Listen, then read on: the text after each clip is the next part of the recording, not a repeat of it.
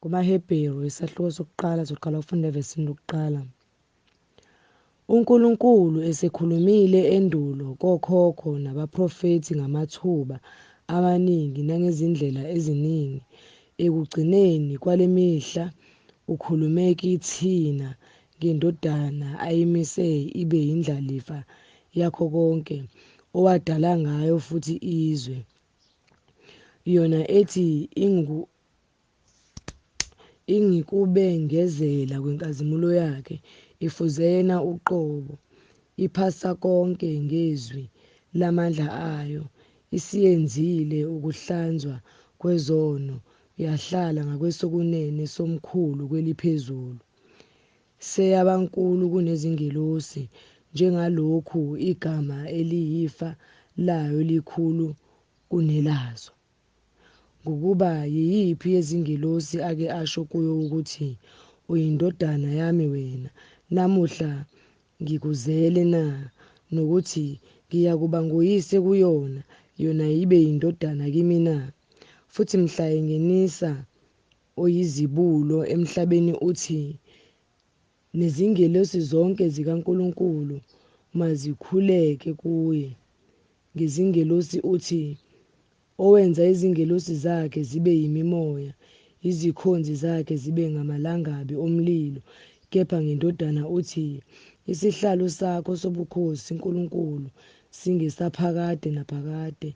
Intonga yobuqotho iyintonga yombuso wakho. Uthandile ukulunga, wazonda ububi.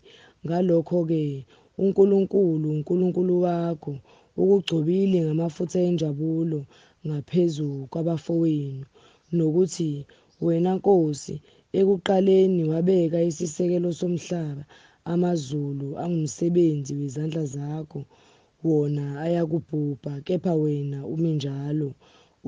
Wona wonke ayakuguga njengengubo, njengesambatho uyawagoqonga, njengengubo ayakuguquka, kepha wena unguye njalo. Iminyaka yakho ayikuphela. Kepha yiyiphi yezingelosi ake asho kuyo ukuthi, hlala ngakwesokunene sami ngize ngenze izitha zakho zibe yisinabelo sezinyawo zakho na? Azisibo yini zonke omoya bokukhonza abathunyelwe ukukhonza ngenxa yabayakudla ifa lokusindiswa na? KumaHebheru isahluko sesibili soqala ukufunda evesini lokuqala. Ngalokho kakhulu ngasiqaphelisisa esikuzwileyo, funa mhlawumbe sikhukhulwe, ngokuba uma izwi elakhulunywa ngezingelosi laqiniseka, nakho konke ukuphambuka nokungalaleli kwaphindiselwa ngokufaneleyo, thina siyakuphunyuka kanjani uma sidembeyisela ukusindiswa okungakana? Okwakhulunywa kuqala ngezingelosi kwaqiniswa kithina yilabo abamuzwayo, uNkulunkulu futhi efakaza kanye nabo ngezibonakaliso nangezimangaliso nangemisebenzi yamandla yezinhlobonhlobo, nangokwabelwa kukaMoya oNgcwele ngokwentando yakhe. Ngokuba kwakungesizo izingelesi athobisela phansi kwazo izwe elizayo esikhuluma ngalo, kepha omunye ufakazile endaweni ethile ngokuthi umuntu uyini ukuba amkhumbule, noma yindodana yomuntu ukuba uyinake na? Isikhashana wamenza waba mncinyana kunezingelosi, wambeka umqhele wenkazimulo nodumo, wammisa phezu kwemisebenzi yezandla zakho. Izinto zonke wazibeka phansi kwezinyawo zakhe. Ngokuba ekubekweni izinto zonke phansi kwakhe, kashiyanga lutho olungabekwanga phansi kwakhe. Kepha kaloku kaziboni izinto zonke zibekiwe phansi kwakhe. Kodwa Siyambona owenziwe wabamncinyana isikhashana kunezingelosi, uJesu, ubekiwe umqhele wenkazimulo nodumo ngenxa yokuhlupheka kokufa, ukuze ngomusa kaNkulunkulu ezweni ukufa ngenxa yabo bonke, ngokuba kwakumfanele yena okukhona konke ngenxa yakhe nokukhona konke ngaye, ukuba lapho eyisa amadodana amaningi enkazimulweni amphelelise ngezinhlupheko yena oyinkosi yokusindiswa kwabo, ngokuba ongcwelisayo nabangcweliswayo bonke baphuma kumunye. Ngakho-ke akananhloni ukubabiza ngokuthi ngabafowethu, ethi, "Ngizakushumayeza abafowethu igama lakho, ngihlabelele ngawe phakathi kwebandla. Futhi ngiyakubeka ithemba lami kuwe, futhi bheka mina nabantwana uNkulunkulu anginike bona." Ngakho-ke njengokuba abantwana bahlanganyela igazi nenyama, naye uqobo wahlanganyela khona lokho, ukuze ngokufa amchithe obenawo amandla okufa onguSathane, abakhulule bonke labo abathi ngokwesaba ukufa ekuhambeni kwabo konke babeboshelwe ebugqilini, ngokuba akahlangulisi izingelosi kodwa uhlangulisa inzalo ka-Abrahama.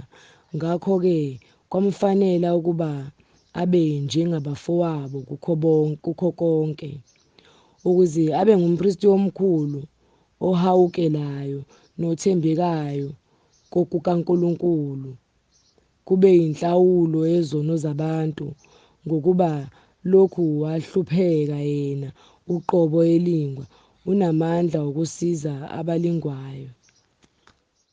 KumaHebheru isahluko sesithathu soqala ufunda evesini lokuqala. Ngakho-ke bazalwane abangcwele, enihlanganyela ukubiza kwasezulwini, qaphelani umpostoli nompristi omkhulu wesivumo sethu uJesu, owayethembeka kuyena owammisayo, njengoMose naye wayenjalo endlini yakhe yonke, ngokuba lowo kwathiwa ufanele inkazimulo enkulu kunoMose, njengalokhu oyakhileyo indlu unodumo olukhulu kunendlu.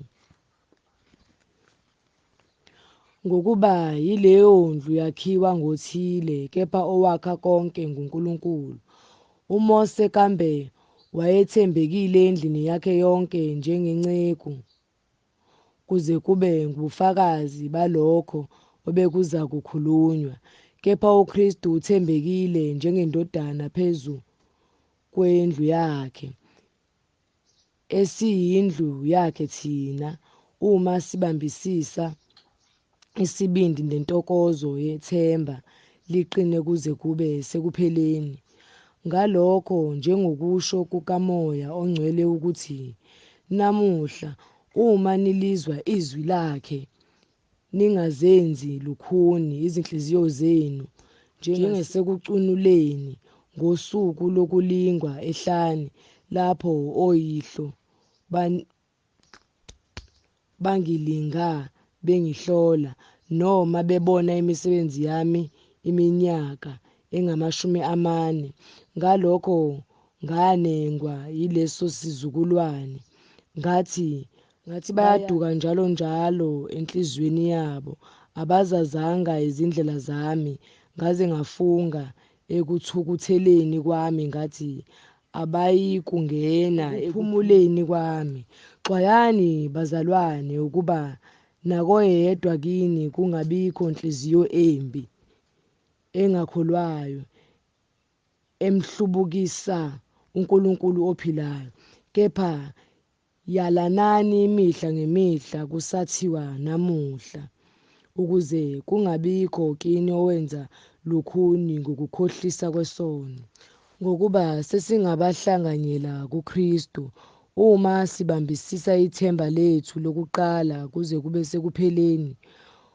Uma kuthiwa namuhla, uma nilizwa izwi lakhe, ningazenzi lukhuni izinhliziyo zenu njengasekucunuleni.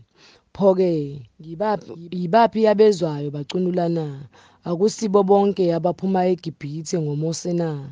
Yibaphi-ke anengwa yibo iminyaka engama-40 na? Kwakungesibo abonayo abazidumbu zabo zawa ehlane na? Yibaphi afunga kubo ngokuthi abayikungena ekuphumuleni kwakhe uma kungesibo abangalalelanga na? Siyabona-ke ukuthi babengenakungena ngenxa yokungakholwa kwabo.